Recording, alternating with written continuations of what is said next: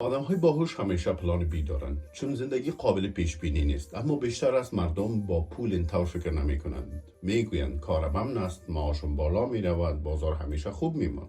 اما یک روز کار از دست می رود، بازار سقوط می کند، درآمد قطع می شود و حتی اگر همه کارها را درست انجام بدهی باز هم ممکن است به خاطر بدشانسی شکست بخوری. پس آدم های باهوش چه کار می کنند؟ آنها برای اشتباه بودن آینده آماده می شوند. این همان حاشیه امنیت هست.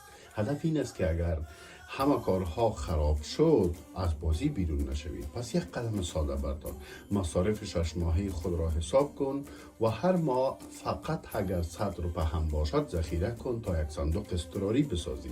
همین پول تو را در بازی نگه می دارد، وقت بقیه حذف می شوند. آدم های باهوش به پلان ای اعتماد نمی کنند. آنها مطمئن می شوند که اگر پلان ای شکست خورد ورشکست نمی شوند.